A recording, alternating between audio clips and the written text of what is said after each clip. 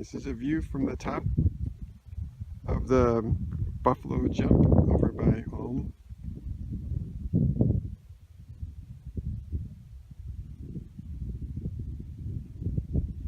Big flat area. Bison probably had no idea what was coming because you look out here, you don't see an edge to anything. So this is the edge looking down at the visitor center below, and this would also be probably the last site that the bison saw before going over the edge.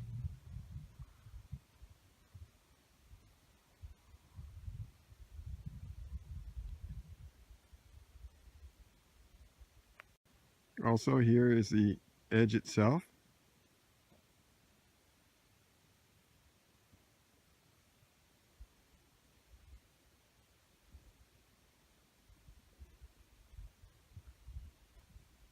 It's important to take care and look out for rattlesnakes up here behind the rocks, sunning themselves up on the cliff edge.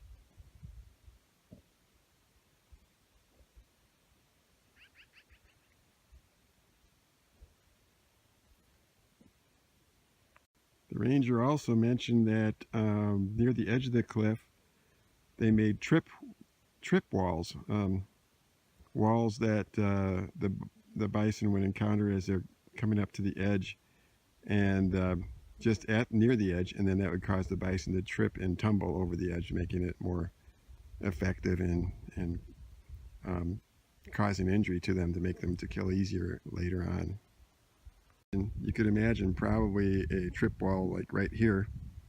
The bison would come over the edge and tumble, or perhaps just a little bit higher up here they'd put a trip wall, and the bison would start tumbling here on the run and then roll over the edge. Here's the cliff edge, and you can kind of see where they would tumble down. Apparently archaeologists have found at the base of these cliffs about 16 to 30 feet worth of old bones stacked up.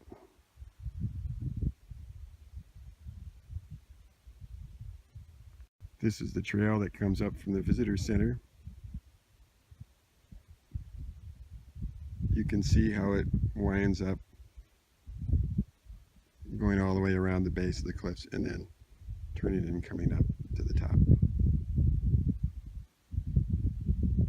Here's the walkway that ends up on top of the cliff, and you can walk on down here and get a look at the cliff from the front. Here's under the cliff ledge that's kind of similar to the one you see in Into the West. The buffalo runner would run and either climb down or get down underneath here to protect himself, stick himself into one of these cracks or crevices so that the bison wouldn't injure him as they're tumbling over. And they'd be tumbling over his head and falling down this hillside.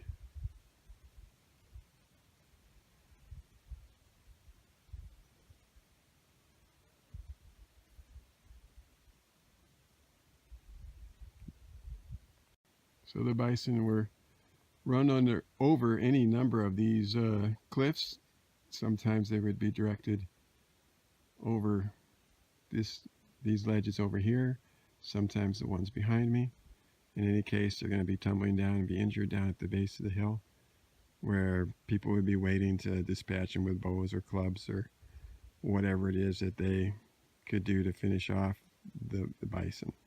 This area down below would be a place that after the run was made, lots of people would be, mainly women, sometimes the men, but a lot of the women and children would be butchering the bison, eating them right on the spot or having a big feast, but also preparing, getting some of the chunks of meat to take home. A lot of it was left behind. Sometimes they had a corral down at the bottom to corral the struggling animals as they were trying to finish them off. And a lot were left behind because they couldn't get all of them butchered up for the number that they put over. So consequently, we have a lot of bones stacked up down here. Here's another view of the cliffs going the other direction, towards the south. Look at the terrain out there.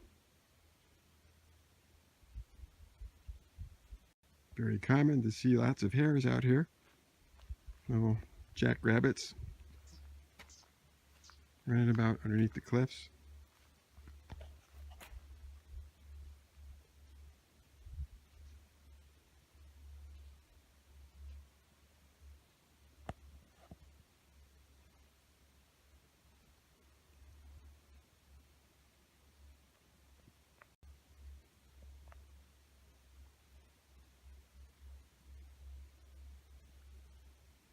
This guy's just hanging out. Not really paying attention to me or even seeming to care.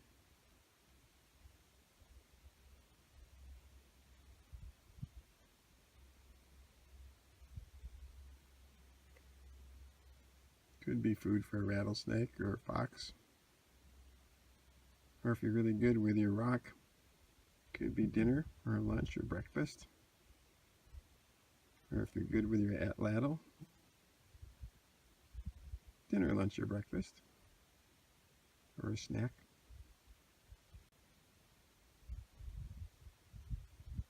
You can probably tell that I don't have a rock or stone, or maybe I'm just not hungry. Not they're going to do them any harm. At the base of the cliff, you got quite a bit of tumbling to come down here. This area here would have quite a bit of activity and butchering going on.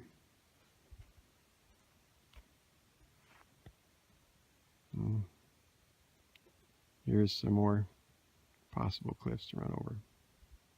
It's hard to see, but in this picture there's a stick with an orange marker on it, and then further out amongst the prairie dogs are some more marker sticks. And out this way I see some way off in the distance. These were drive lines, and they were cairns of stones that were stacked up, and the native people knew that they could use these stones as kind of curbs or marking zones to drive the bison in a certain direction to where there was a cliff edge. And they drove the bison over about a mile's worth of cliffs across the top. So the bison, the people knew kind of where to stand, what to do to get the animals excited to drive these through these markers. Today, or during that period of time, these markers would have a cairn of stone probably 3 feet tall or so, and so it'd be very visible to both the runners and to the bison themselves. The bison would want to go around them, so they would kind of herd themselves through these things as they went on their way, eventually to the edge of the cliff, which is out this direction and this direction and this direction. They didn't always go over just one cliff edge. They chose a number of different edges that they could have gone over.